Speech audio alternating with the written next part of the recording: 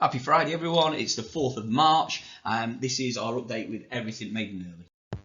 Quick COVID-19 update, our cases remain steady, which is good news. However, I obviously wrote to you earlier in the week with regards to the changes to the procedures that we've needed to put in place based on the Prime Minister's announcement last week. Students no longer need to carry out twice weekly testing via LFTs. Please do follow the government guidance, however, regarding testing and symptomatic testing. And we'll no longer be providing tests because we will no longer be receiving them from the Department for Education.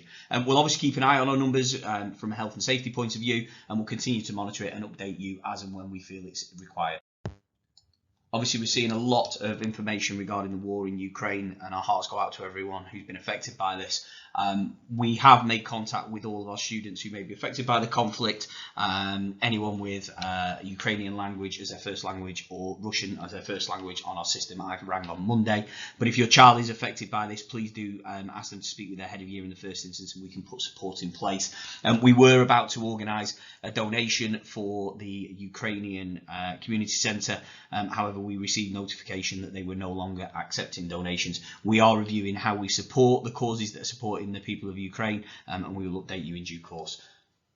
We had a fantastic day on Wednesday where all of our students were off timetable taking part in the Pastoral Day. First of all, a huge congratulations to the Year 11s who went through the ordeal of an interview with someone that they didn't know via Zoom, which I know we all hate. But they did fantastic well, and the feedback is absolutely superb. They were a real credit to themselves. Our Year 7s learnt about e-safety. Obviously, in the current climate, that's very, very useful. Year 8s took part in drugs and alcohol awareness, and our Year 9s were exploring topics such as healthy relationships for teenagers. Year 10 had a full day of mental health awareness, and our Year 12 spent a day in a series of team building challenges, and Year 13s had a study conference day in preparation for their A-level exams this summer. So all in all, a really, really useful day. There's been positive feedback so far. I'm really, really pleased on how the day went, and I'd like to thank all of the heads of year who put the day together. As you know, we had an inset day while staff got used to the Bromcom system. This is replacing Sims. It's now been implemented and well underway. Please bear with us because obviously with anything like this, Sims has been in the school for over 20 years. There will be issues, and we will continue to try and resolve these. Emails will now be sent from the email that's there. Please make sure it doesn't go into your spam email address. We'll be updating you in due course on how you get the parent app as well. Thursday saw World Book Day, and to celebrate, we would love for students to take part in our house competition. On the House Google Classrooms page, we're asking students to write about a book they've recently read and what they loved, and write down a few sentences about why they did love it. Every entry will earn a house point, so why not get involved? The deadline is next Friday. Wokingham have launched a series of events between February and July for parents and carers of children up to the age of 18 of a diagnosis with autistic spectrum condition. You can see the dates on there. Please do book in advance due to COVID restrictions still in place. The information there is on how you book it, and it will take place at the Woodley Airfield Centre on Hurricane Way.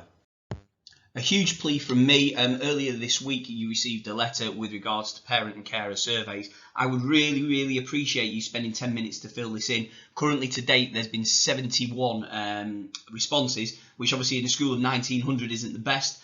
Even if things are going really, really well, please, please, please, can you let us know that? It gives us a really balanced picture of what we are doing well and what we need to do to improve.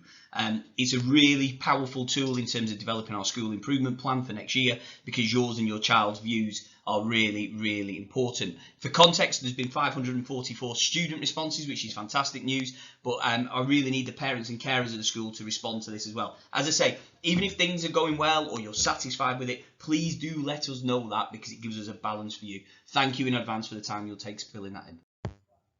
That's it for this week, folks. Do stay safe and have a fantastic weekend, and we look forward to seeing the students back in school on Monday. Take care, everyone.